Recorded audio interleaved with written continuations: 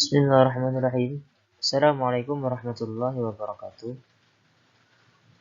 Sebelumnya perkenalkan kami dari kelompok 5. Di sini kami akan memaparkan hasil diskusi kami dengan judul Media Audio, Video dan Multimedia. Adapun yang beranggotakan dari kelompok 5 ini adalah sebagai berikut. Yang pertama ada Muhammad Hidayatullah Ramadan. Yang kedua saya sendiri yaitu Muhammad Yusuf. Dan yang terakhir itu ada saudari Yuliani. Baiklah, langsung saja kita masuk ke pembahasan yang pertama. Baiklah, kita masuk ke step selanjutnya yaitu sudah ada digambarkan step yang kedua, apa itu film. Nah, jadi sebenarnya film ini bukan sesuatu yang sangat asing ya di telinga kita. Jadi kita sejak kecil kita sering nonton film, kayak itu film-film animasi, kartun, apapun itu jenisnya, kategori filmnya. Jadi kemudian kan dengan semaraknya dunia smartphone sekarang ini sebenarnya tidak menutup kemungkinan kita untuk menonton tayangan-tayangan film apapun itu. Tapi kita jarang nonton televisi, kita begitu mudahnya saja buka buka sosial media lewat smartphone kita, yaitu di Facebook, Instagram, atau juga mungkin YouTube. Jadi banyak begitu tayangan-tayangan yang bisa kita cari lah, katakan seperti itu. Nah, kemudian kita kupas sedikit sebenarnya apa itu film. Oke. Selanjutnya kita masuk ke bagian pengertian film. Nah, jadi mungkin kawan-kawan sudah bisa menggunakan bahasa sendiri tentang apa itu film. Jadi saya ingin menjelaskan sedikit lagi.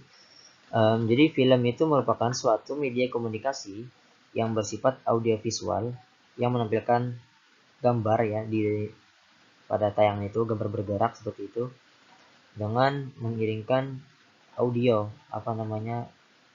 suara-suara dari film itu sendiri, guna untuk menyampaikan suatu pesan kepada sekelompok orang yang berkumpul di suatu tempat tertentu. Mungkin kita lagi nonton TV di rumah, asik nonton di kamar sendiri, nonton film lewat smartphone kita, handphone kita seperti itu ya. Kemudian juga mungkin kita berada di tempat bioskop bagi kawan-kawan yang pernah lah ke bioskop. Kalau saya sendiri belum pernah sih. Kemudian mungkin kita lagi nobar nonton bareng di suatu lapangan atau di mana atau kan nonton film. Jadi intinya itu tadi film itu suatu suatu media yang menampilkan gambar dan suara untuk menyampaikan pesan kepada kita yang menontonnya, seperti itu ya, kurang lebih seperti itu.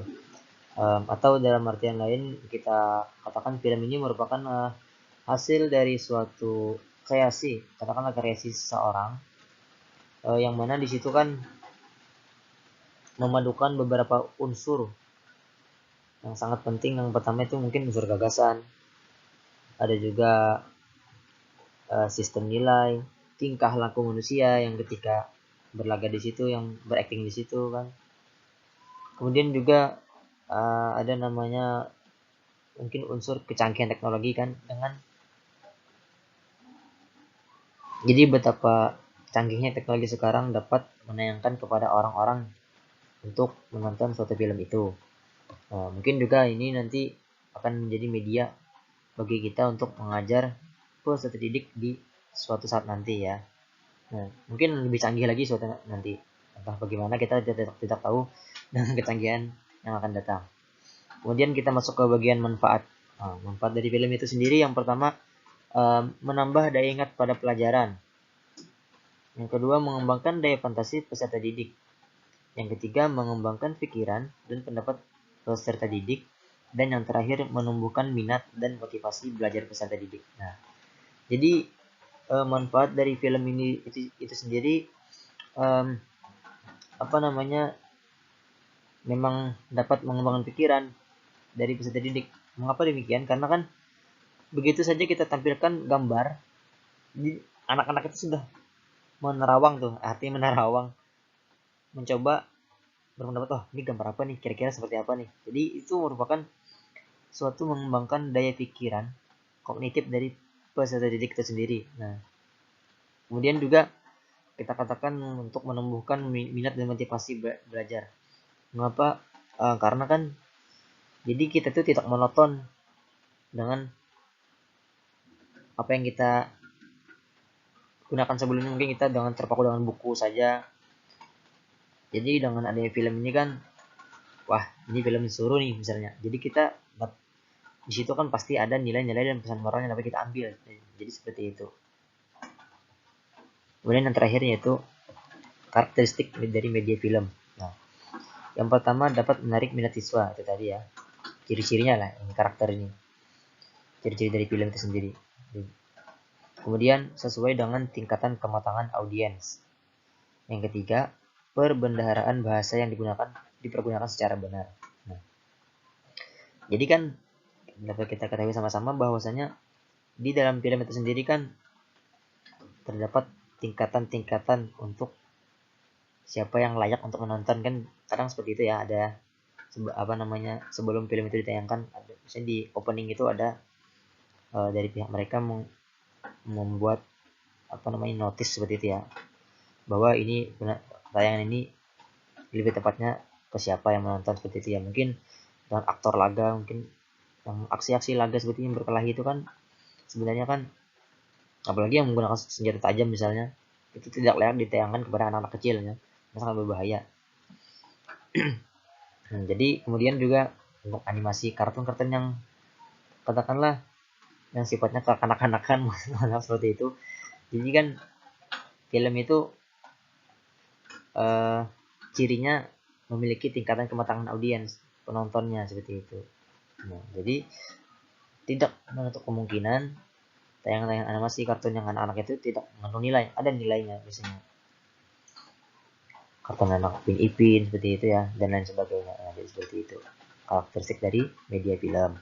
Kemudian perbendaharaan bahasa yang digunakan secara benar.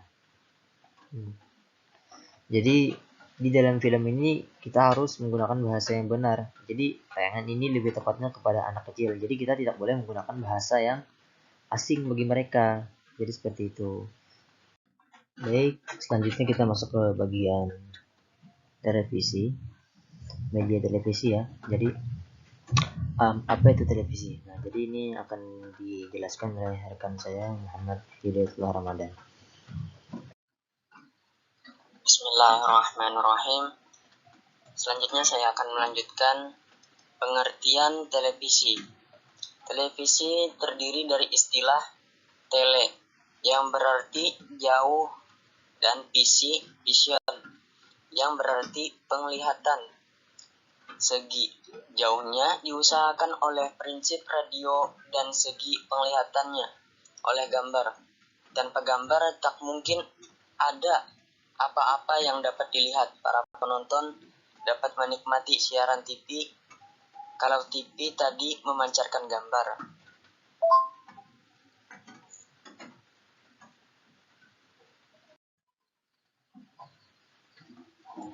Karakteristik televisi sebagai media pembelajaran yaitu 1. Menyajikan pesan-pesan yang jelas kepada pemirsanya tentang hal-hal yang pantas untuk diteladani. 2. Menyajikan program-program yang tidak bertentangan dengan norma-norma kesusilaan, adat istiadat, sopan santun, dan hukum yang berlaku. 3. Menyajikan program yang dapat membentuk dan mengembangkan sikap mental, tekad dan semangat, serta ketaatan dan kedisiplinan bagi para pemirsanya. Dan terakhir, mampu mensosialisasikan nilai-nilai agar pemirsanya dapat bersikap kreatif, berpikir kritis, mandiri, dan bertanggung jawab atas perilakunya.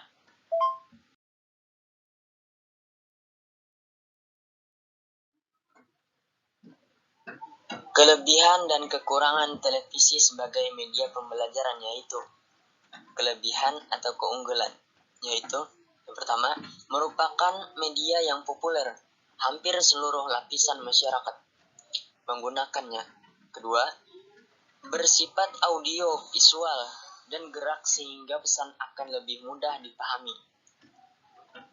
Yang ketiga, menarik karena dapat menampilkan realita dan visual live serta memanipulasi atau memberi penekanan tertentu. Selanjutnya, kelemahan antara lain.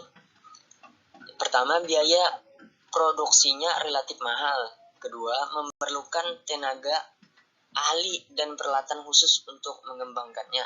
Ketiga, sifat komunikasinya satu arah. Selanjutnya, pembahasan tentang multimedia. Yang pertama, tentang pengertian multimedia. Secara sederhana, multimedia diketahui berasal dari penggabungan dua suku kata, yaitu multi dan media. Multi dapat diartikan dengan arti banyak atau dengan kata lain lebih dari satu. Sedangkan media dapat diartikan sebagai bentuk atau jenis sarana. Jadi, dapat disimpulkan bahwa multimedia dapat kita artikan sebagai suatu penggabungan atau pengkombinasian dari berbagai jenis sarana dalam bentuk teks, gambar, suara, animasi, bahkan video. Pengertian multimedia dapat berbeda dari sudut pandang orang yang lain. Misalnya, dapat kita artikan secara umum, multimedia berhubungan dengan penggunaan lebih dari satu macam media untuk menyajikan informasi. Misalnya, video musik, yaitu salah satu bentuk multimedia karena informasi menggunakan audio atau suara dan video. Berbeda dengan rekaman musik yang hanya menggunakan audio atau suara saja, yang biasanya disebut dengan monomedia. Yang selanjutnya ada klasifikasi dari multimedia. Yang pertama, ada media persepsi, yaitu bagaimana manusia mempersiapkan informasi dalam lingkungan komputer. Yang kedua, media representasi, yaitu bagaimana kode informasi komputer. Dan yang ketiga, media presentasi, yaitu melalui media mana informasi dikirim oleh komputer atau dimasukkan ke dalam komputer. Yang keempat, media penyimpanan, di mana informasi akan disimpan.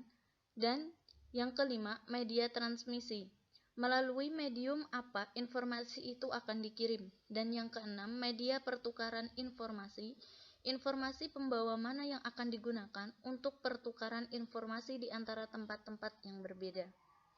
Yang selanjutnya ada multimedia content production, yaitu penggunaan beberapa media, misalnya teks, audio, grafik, animasi, video, dan interactivity, yang berbeda dalam penyampaian suatu informasi atau menghasilkan produk multimedia seperti video, audio, musik, film, game, bahkan entertainment. Bisa juga dikatakan sebagai penggunaan beberapa teknologi yang berbeda yang memungkinkan untuk menggabungkan media teks, audio, grafik, animasi, bahkan video dengan cara yang baru untuk tujuan komunikasi.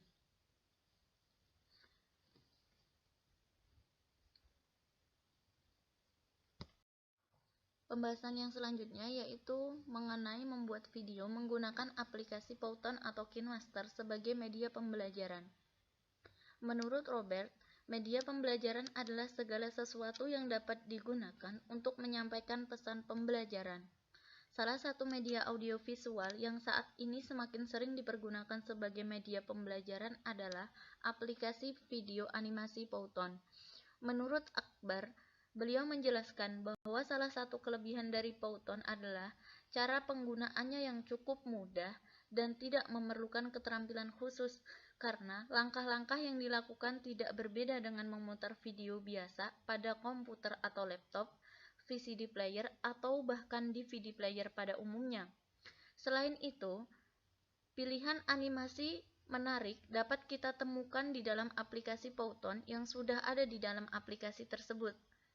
Hasil akhir dari Python berupa video animasi cukup interaktif sehingga dapat menarik minat siswa didik untuk memperhatikan tayangan tersebut.